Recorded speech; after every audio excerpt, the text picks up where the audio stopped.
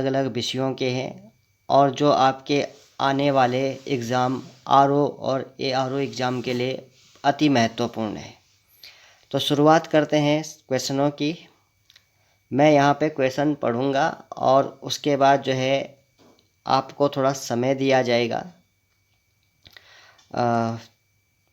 5 second का, और आपने अपने आंसर जो है अपनी कॉपी में ही लिख लेंगे आप, और तब आप मैच करके बताएंगे कि आपके कितने आंसर सही है। कमेंट करके आप बता सकते हैं।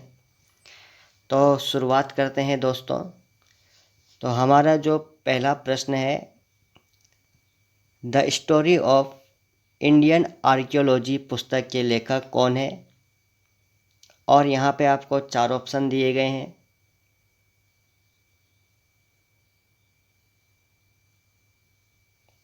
तो उम्मीद करता हूँ आपने सही विकल्प चुन लिया होगा। तो इसका राइट आंसर है दोस्तों ए, एस.एन. रॉय। तो एस.एन. रॉय ने यह पुस्तक लिखी है। दूसरा क्वेश्चन है दोस्तों, सिंधु घाटी सभ्यता के किस नगर के संबंध में यह तथ्य कहा गया है? यहाँ हड़प्पा सभ्यता का एकमात्र स्टेडियम मिला है तथा यहाँ के निवासी जल संरक्षण की तकनीकी से परिचित थे।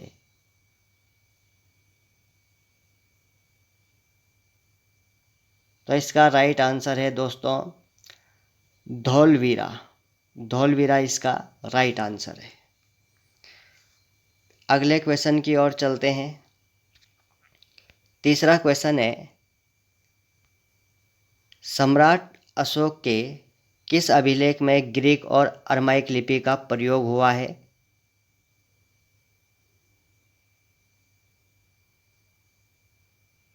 तो इसका राइट आंसर है सी, सारेकुना, जो अफगानिस्तान कंधार में मिलता है। चौथा क्वेश्चन है दोस्तों, कंदरिया महादेव का मंदिर किस राज्य में स्थित है?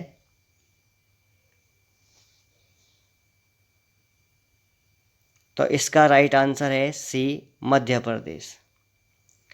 अगला 5वां क्वेश्चन है, मौर्य काल में उत्तरापथ प्रांत की राजधानी कहाँ थी?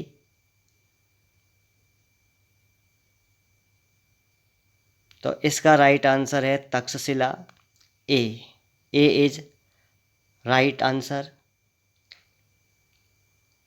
छठवें क्वेश्चन की तरफ बढ़ें दोस्तों। तो छठवां क्वेश्चन है, मोहम्मद गौरी का 1205 ईस्वी में अंतिम भारतीय अभियान किस जाति के विरुद्ध था?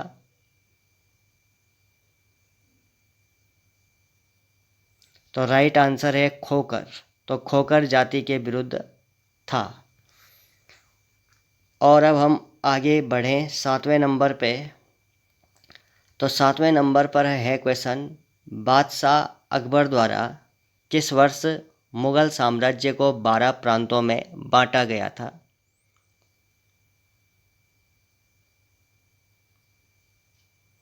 तो इसका राइट आंसर है 1580 में।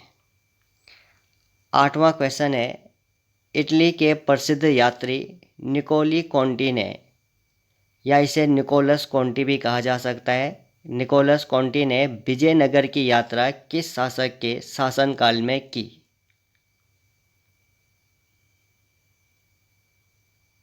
इसका राइट आंसर है देवराय प्रथम। 9वें नंबर पे क्वेश्चन है, 9वें नंबर का क्वेश्चन है दोस्तों, छत्रपति शिवाजी की आर्थिक नीति के अंतर्गत नाद गोंदा क्या था? तो 4 ऑप्शन आपको दिए गए हैं और इसमें से एक सही है। तो आपको समय दिया जाता है इसका आंसर बताने का।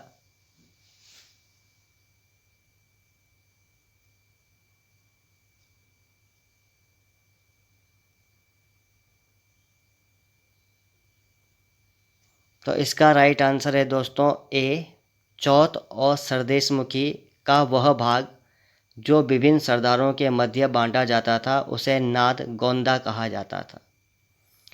अगला क्वेश्चन है दोस्तों, खुरासान और कुराचिल अभियान सल्तनत कालीन किस शासक द्वारा संचालित किए गए? और इसके 4 ऑप्शन आपको दिए गए हैं।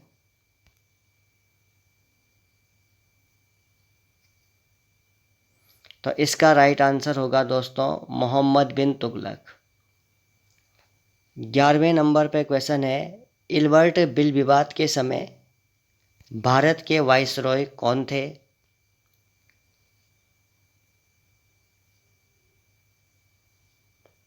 तो इसका राइट आंसर होगा दोस्तों लॉर्ड रिपन, जो 1883 में एक विवाद आया था, इल्बर्ट बिल विवाद, तो उस समय लॉर्ड रिपन भारत के वाइसरॉय थे। अगला क्वेश्चन है 12वें नंबर का अगला क्वेश्चन, श्रीमती सरोजनी नायडू और गांधी जी के पुत्र मणिलाल के नेतृत्व में नमक सत्याग्रहियों ने किस स्थान पर विरोध किया था? तो राइट आंसर है धरसणा। धरसणा में विरोध किया था। तो इस टॉपिक में आप जो है सभी सब्जेक्ट के क्वेश्चन देखेंगे। क्वेश्चनों की संख्या 75 है, तो आप वीडियो पूरा देखिए, अंत तक बने रहिए। 13वें नंबर पे क्वेश्चन है, मैं नास्तिक क्यों हूँ? यह पुस्तक किस क्रांतिकारी नेता द्वारा लिखी गई?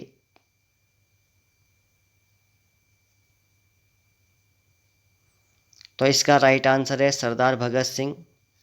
तो आप अपने कॉपी में अपने आंसर भी लिख सकते हैं और बाद में उसका मैचिंग कर सकते हैं कि आपके कितने क्वेश्चन सही हो रहे हैं, और आपको समय दिया जा रहा है आंसर बताने के लिए।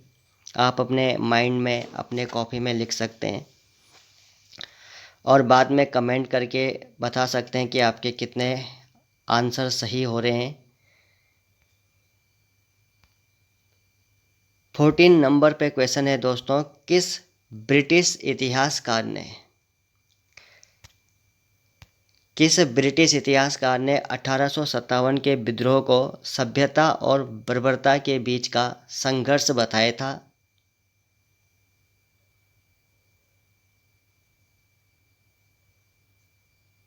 तो इसका राइट आंसर है टी.आर. होम्स। नेक्स्ट क्वेश्चन है, हिंदू विधि एवं दर्शन का अध्ययन करने के लिए बनारस में किस ब्रिटिश अधिकारी द्वारा संस्कृत कॉलेज की स्थापना की गई थी?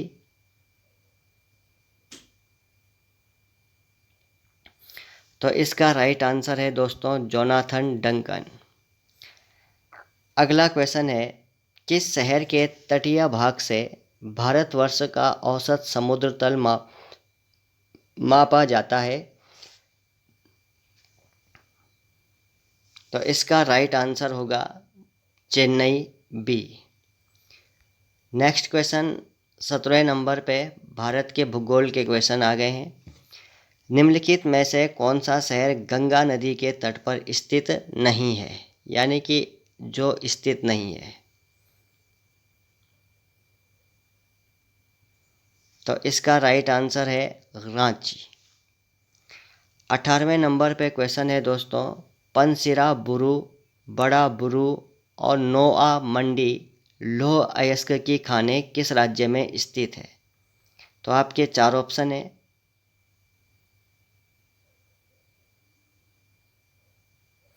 तो राइट आंसर है झारखंड। 19वें नंबर पे क्वेश्चन है, भारत में प्रजाति लेखन का जनक किसे माना जाता है? तो इसका राइट आंसर होगा ए एम.सी. रॉय।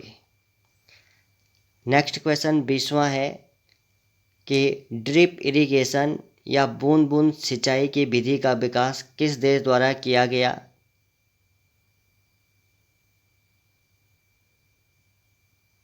तो इसका राइट आंसर है बी इजराइल। नेक्स्ट क्वेश्चन है दोस्तों, और उसके 4 विकल्प है, 2 विकल्प नीचे है। तो हम क्वेश्चन को देखते हैं। निम्न में से किन ग्रहों का समूह जोवियान ग्रह है या कहलाता है? तो 4 ऑप्शन आपको दिए गए हैं, आप ऑप्शन को ध्यान से पढ़िए और तब आंसर दीजिए।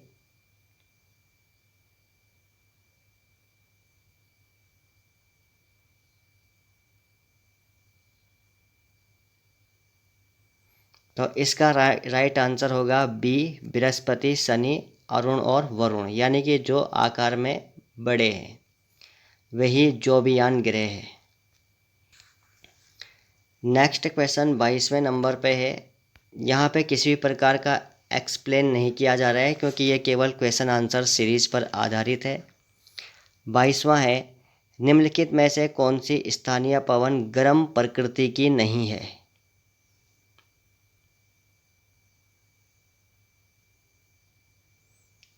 तो इसका राइट आंसर होगा डी, मिस्ट्रल।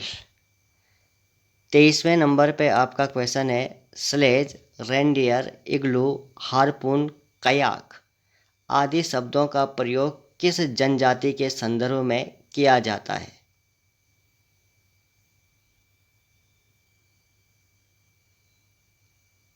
तो इसका राइट आंसर होगा दोस्तों डी, एस्किमो। तो एस्किमो इसका राइट आंसर होगा, डी, एस्किमो। नेक्स्ट क्वेश्चन 24वें नंबर पर है, विश्व की किस नदी के संदर्भ में कहा जाता है कि इसका उद्गम विक्टोरिया झील से होता है, यह उत्तर वाहिनी है और अंततः भूमध्य सागर में गिर जाती है?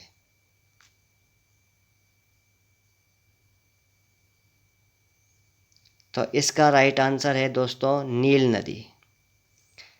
अगला क्वेश्चन है 25वां, विश्व प्रसिद्ध किरवाई रॉन्ग लौह अयस्क की खान किस देश में स्थित है?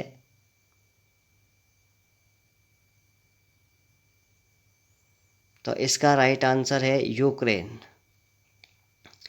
अगला क्वेश्चन है दोस्तों 26वें नंबर पे, पेट्रोलियम पदार्थ किस प्रकार की सेल या चट्टानों में पाए जाते हैं? और 4 ऑप्शन आप पढ़ लीजिए और उनके आंसर बताता हूँ अभी। तो राइट आंसर आप सबने भी लगा दिया होगा टिक। तो ये है अवसादी सेल। तो अवसादी सेलों में जो है पेट्रोलियम पाए जाते हैं और अवसादी सेलों को परतदार सेल भी कहते हैं। अगला क्वेश्चन है भूगोल का ही है, जब दो विभिन्न घनत्व की प्लेटें विपरीत दिशा में गति करते हुए एक दूसरे से दूर जाती है तो इसे प्लेट का क्या किनारा कहते हैं?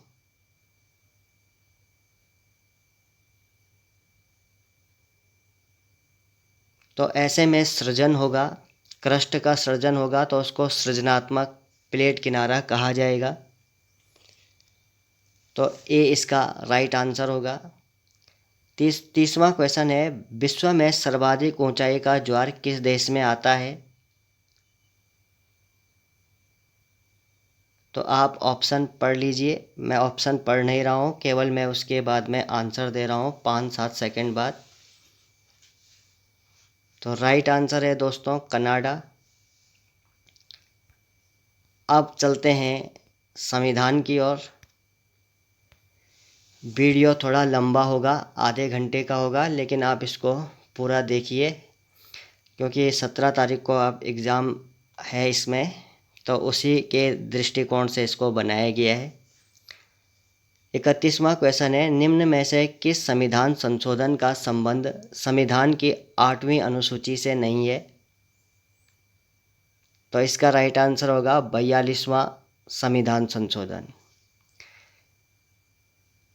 32वें नंबर का क्वेश्चन है दोस्तों, राष्ट्रपति पद की योग्यता संविधान के किस अनुच्छेद में वर्णित है?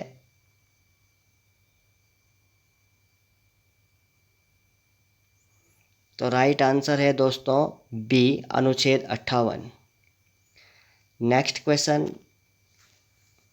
33वें नंबर पर,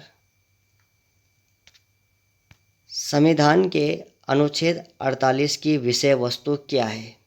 तो 4 ऑप्शन आप पढ़ लीजिए।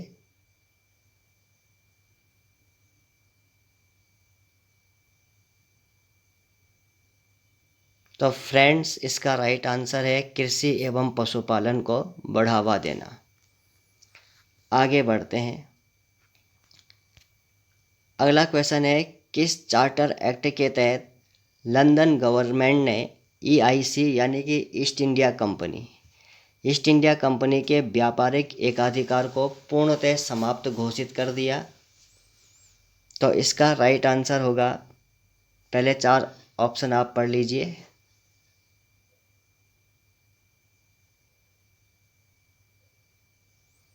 तो राइट आंसर होगा 1833 का चार्टर एक्ट। और अगर क्वेश्चन ये आता है कि व्यापारिक एकाधिकार को अंशतः समाप्त घोषित किया गया, तो तब 1813 का चार्टर एक्ट होगा, और पूर्णतः समाप्त घोषित किया गया तो 1833 का चार्टर एक्ट है। अगला क्वेश्चन, स्थानीय स्वशासन व्यवस्था का मूल उद्देश्य क्या है? विकल्प पढ़ लीजिए और तब उसमें अपनी कॉपी में लिख लीजिए और तब मैच कीजिए कि ये क्वेश्चन आपका सही है या नहीं। पूरे सीरीज में कर सकते हैं आप ऐसा।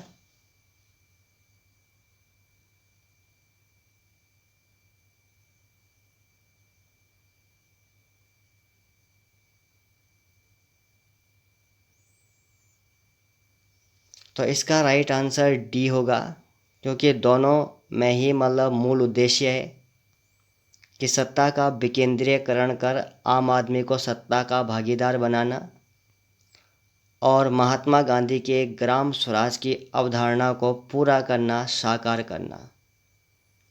नेक्स्ट क्वेश्चन 36वां, नगर शासन के अंतर्गत जिला योजना समिति डिस्ट्रिक्ट प्लानिंग कमेटी का गठन किस अनुच्छेद के तहत किया गया है?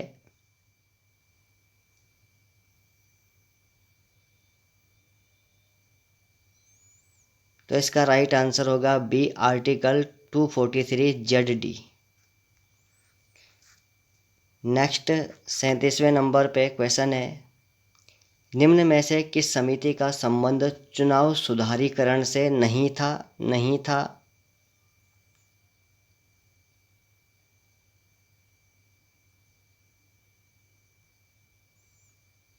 तो राजमन्नार कमेटी का संबंध नहीं था, ये केंद्र राज्य संबंध से था।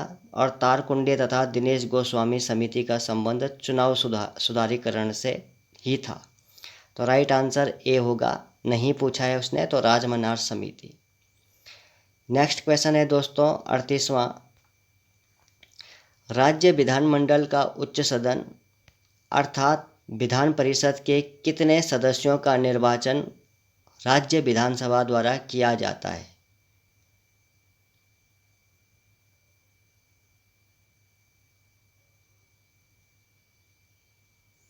तो राइट आंसर है सी, कुल सदस्यों के 1/3 या 33% मेंबरों का चुनाव किया जाता है उसी राज्य की विधानसभा के निर्वाचित सदस्यों के द्वारा। नेक्स्ट क्वेश्चन है 39वें नंबर पे, राष्ट्रपति महोदय द्वारा जारी किया गया अध्यादेश संसद के पुनः सत्र में आने के बाद कितने दिन तक वैध रहता है?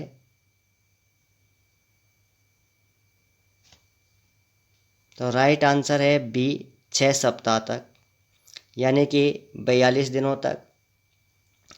40वां क्वेश्चन है दोस्तों, सार्वजनिक स्थानों पर जाति, लिंग व जन्मस्थान इत्यादि के आधार पर भेदभाव नहीं किया जाएगा, उक्त तथ्य संविधान के किस आर्टिकल में वर्णित है?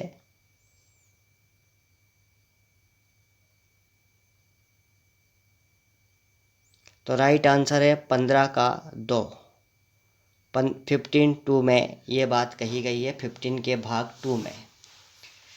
मेरे पास स्पीकर नहीं है, इसलिए आप अपने मोबाइल फ़ोन की आवाज़ बढ़ा करके इसे सुन सकते हैं, क्योंकि कम आवाज़ में ये साफ सुनाई नहीं देगा। तो आगे बढ़ते हैं दोस्तों। 41वें नंबर पे आपका क्वेश्चन है कि राज्यसभा में सीटों का आवंटन संविधान के किस अनुसूची के तहत किया गया है?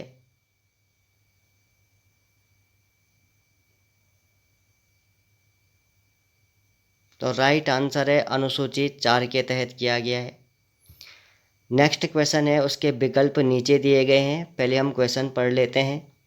संविधान में केंद्र राज्य संबंधों का प्रावधान किस भाग में किया गया है? यानी कि केंद्र और राज्य संबंध।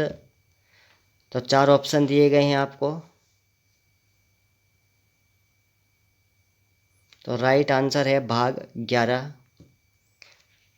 नेक्स्ट क्वेश्चन दोस्तों 43वें नंबर पर है, यदि कोई उच्च प्राधिकारी अपने प्रशासनिक कार्य के प्रति लापरवाह हो तो न्यायालय द्वारा उसे कौन सी रिट जारी की जाएगी?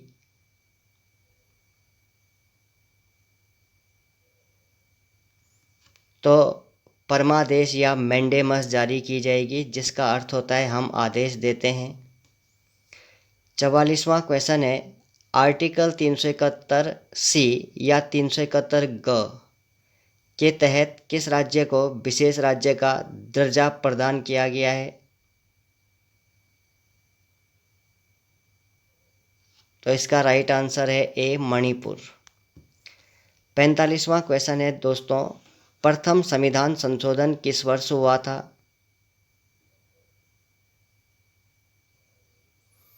तो राइट आंसर होगा 1951। और अब कंप्यूटर के कुछ और प्रश्न जो कंप्यूटर के हैं, क्योंकि इस परीक्षा में कंप्यूटर के भी क्वेश्चन पूछे जाएंगे। तो 46वें नंबर पे क्वेश्चन है, कंप्यूटर नेटवर्क का वह नोड जो कम्युनिकेशन रिस्पॉन्सिबिलिटी निभाता है उसे क्या कहा जाता है? 4 ऑप्शन आपके पास है।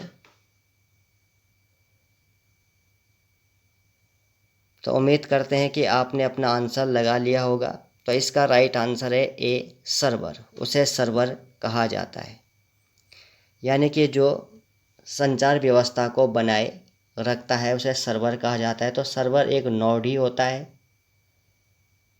जो नोड दोनों का काम करता है, रिसीवर का भी काम करता है और गेनर का भी काम करता है। 47वें नंबर पे क्वेश्चन है, डाटा पैकेट्स को शॉर्टेस्ट और फास्टेस्ट यानी कि छोटे और तीव्र मार्ग द्वारा निर्धारित पते तक पहुंचाने का कार्य कौन नेटवर्किंग टूल करता है? तो 4 ऑप्शन है आपके पास। तो इसका राइट आंसर है ए राउटर। नेक्स्ट क्वेश्चन है, निम्नलिखित में से कौन सा लैंग्वेज ट्रांसलेटर सॉफ्टवेयर HLL का मतलब हाई लेवल लैंग्वेज, यहाँ पे कॉमा होना चाहिए था सॉफ्टवेयर के बाद और तब सेंटेंस को आगे बढ़ना चाहिए था कि निम्नलिखित में से कौन सा language translator software high level language program को मशीनी भाषा में बदलता है? तो 4 ऑप्शन है।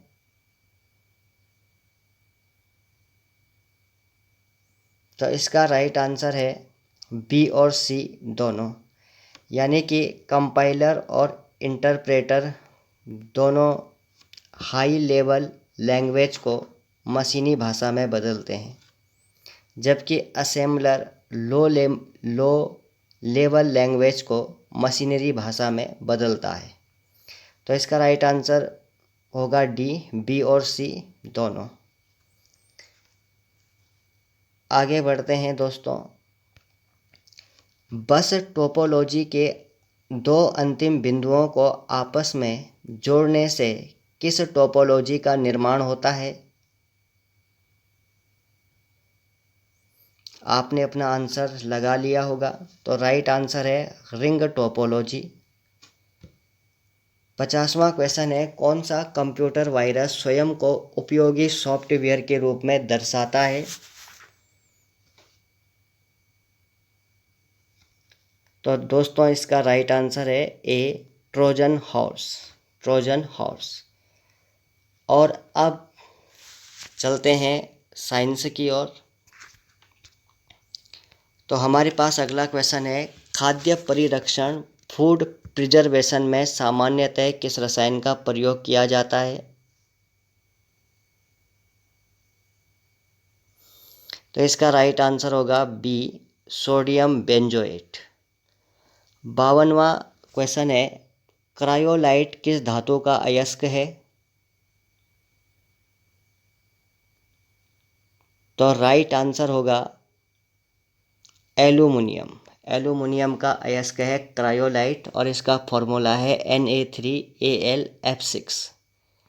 Na3Al F6 यहाँ पे लिखा नहीं जा रहा है पर फॉर्मूला उसका Na3Al F6 है।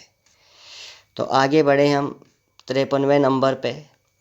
जल की अस्थायी कठोरता किस यौगिक के घुले होने के कारण होती है? किन यौगिकों के घुले होने के कारण होती है? और 4 ऑप्शन आपको दिए गए हैं, 2 ऊपर और 2 नीचे। तो आप पढ़ लीजिए इसे और फिर अपना आंसर अपने हिसाब से दीजिए।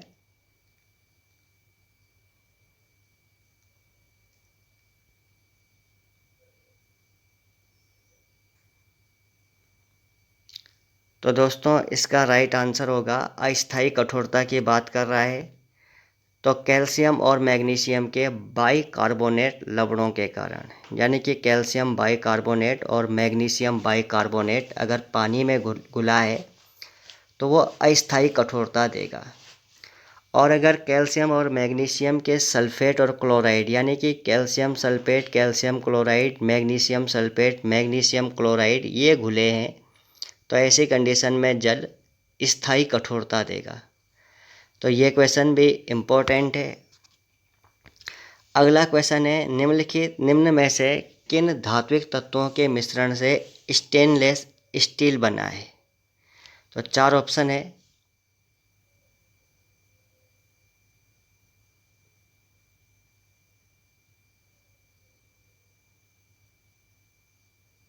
तो राइट आंसर है ए, लोहा, क्रोमियम, निकिल और कार्बन इससे मिलकर के बना है।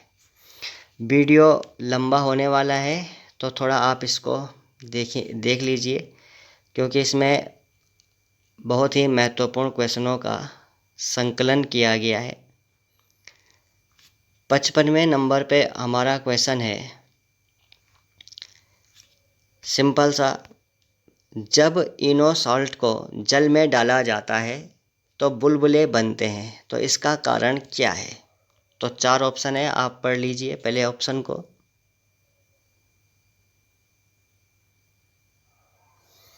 तो राइट आंसर है B, carbon dioxide. Next question 56वें नंबर पे है, महासागर में डूबी हुई वस्तुओं की स्थिति जानने के लिए निम्न में से किस यंत्र का प्रयोग किया जाता है?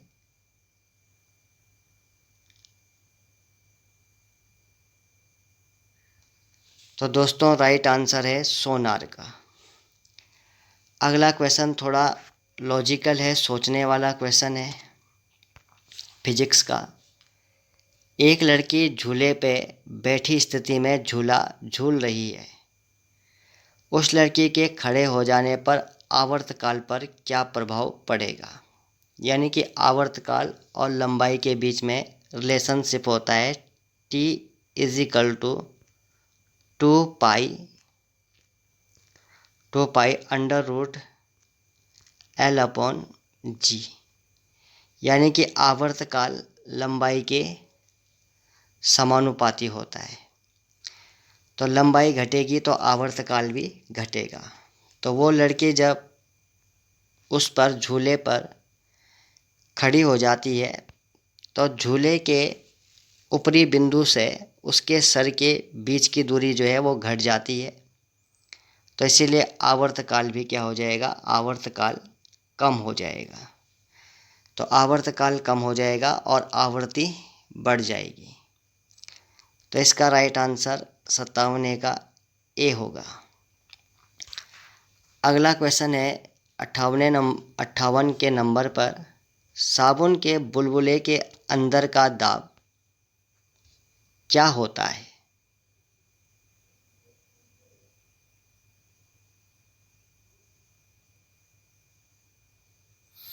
तो वायुमंडलीय दाब से अधिक होता है। नेक्स्ट क्वेश्चन 59वां, दंत विशेषज्ञ या डेंटिस्ट दांतों का बड़ा प्रतिबिंब देखने के लिए किस दर्पण का प्रयोग करते हैं?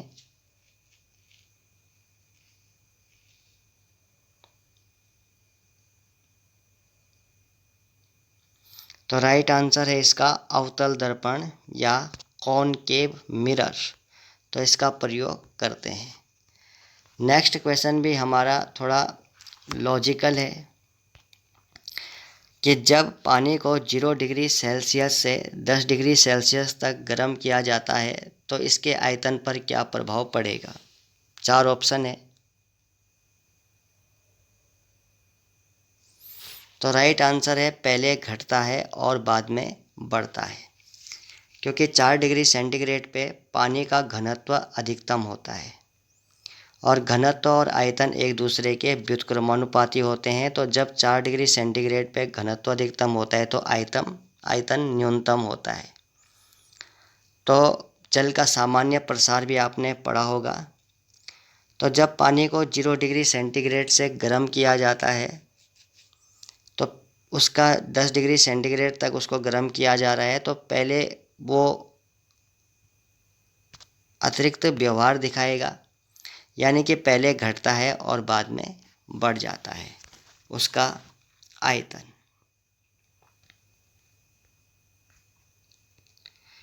नेक्स्ट 61वां क्वेश्चन है, गाय भैंसों के थनों से दूध उतारने के लिए किस हार्मोन का इंजेक्शन लगाया जाता है?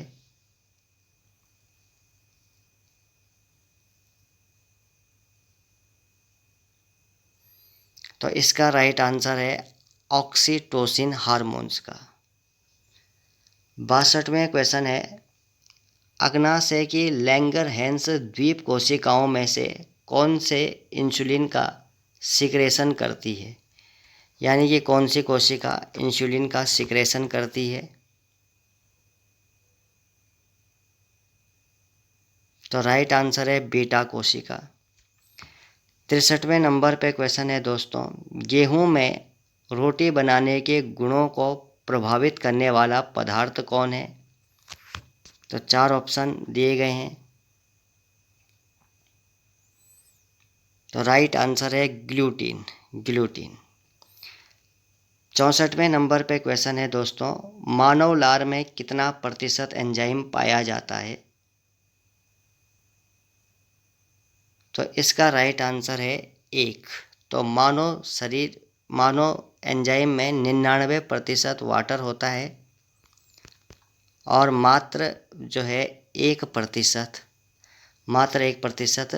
एंजाइम होता है। तो इसका राइट आंसर होगा 1% एंजाइम पाया जाता है। अगला क्वेश्चन है 65वें नंबर पे, मानव रक्त किस प्रकार का उत्तक है? तो राइट आंसर हो जाएगा, हाँ जी, पहले आप पढ़ लीजिए विकल्प को। तो राइट आंसर हो जाएगा संयोजी उत्तक। तो किस प्रकार का उत्तक है? वो संयोजी उत्तक है। 66वें नंबर पे क्वेश्चन है, अब उत्तराखंड के क्वेश्चन है। उत्तराखंड के ज़्यादा टफ क्वेश्चन नहीं रखे गए हैं इसमें, ज़्यादा डिफ़िकल्ट क्वेश्चन नहीं बनाए हैं मैंने। और क्योंकि ग्रुप सी के जो पेपर होते हैं उसमें थोड़ा डिफ़िकल्ट क्वेश्चन आते हैं और इसमें मैंने इजी क्वेश्चन बनाए हैं, तो आप इनको देख लीजिए। 66वां है, बिरथी जलप्रपात उत्तराखंड के किस जनपद में स्थित है? तो राइट आंसर हो जाएगा पिथौरागढ़। तो बी इसका राइट आंसर है, पिथौरागढ़ में स्थित है। नेक्स्ट है, कमल घाट, पुजियार घाट, बरनी घाट, हनुमान गंगा आदि किस नदी की सहायक नदियां हैं? 4 ऑप्शन आपको दिए गए हैं। तो उम्मीद करते हैं कि आपने पढ़ लिया होगा। तो इसका राइट आंसर है यमुना। 68वां, परमार वंश के किस शासक ने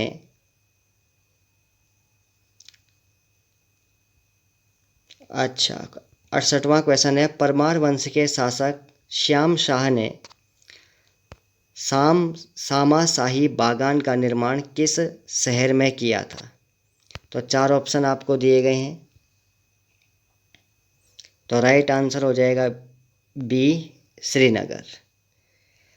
अब हम 69 में पे चलते हैं। तो 69वां क्वेश्चन है, सेल्कू मेले का आयोजन उत्तराखंड के किस जनपद में किया जाता है? तो राइट आंसर हो जाएगा उत्तरकाशी।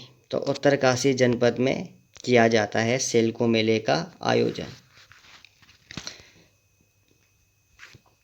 70वें क्वेश्चन पे चलते हैं दोस्तों। अलकनंदा और लक्ष्मण गंगा नदियों का संगम किस स्थान पर होता है? तो राइट आंसर हो जाएगा पीपलकोटी। 71वां क्वेश्चन है, शिवालिक हिमालय की तलहटी पर हेमकूट और मणिकूट पर्वतों के मध्य कौन सा स्थल स्थित है?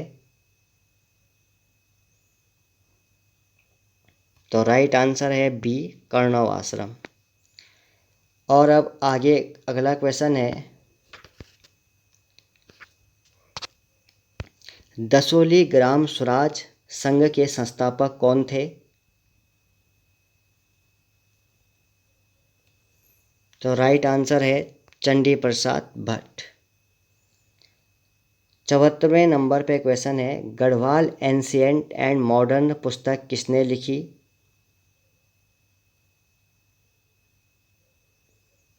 तो राइट आंसर हो जाएगा पातीराम। 75वां क्वेश्चन है, किस समाचार पत्र ने भगत सिंह की फांसी की घटना को सरकार का गुंडापन करार दिया था? तो 4 ऑप्शन आपके पास है। तो इसका राइट आंसर है स्वाधीन प्रजा। तो स्वाधीन प्रजा इसका राइट आंसर है। तो इस तरह से आरओ एआरओ एग्ज़ाम से संबंधित कुछ क्वेश्चन लाए गए हैं यहाँ पे, क्योंकि इसी प्रकार के क्वेश्चन पूछे जाते हैं एग्ज़ाम में, इसी लेवल के। तो आपको ये वीडियो कैसा लगा इसके बारे में अवश्य कमेंट करें, और कमेंट सेक्शन में अपना स्कोर भी बताइए कि आपके कितने क्वेश्चन सही हुए।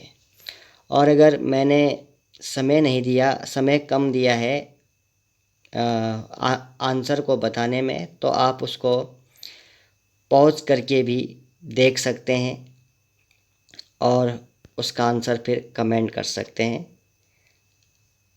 Thank you. जय हिंद, जय भारत, जय उत्तराखंड।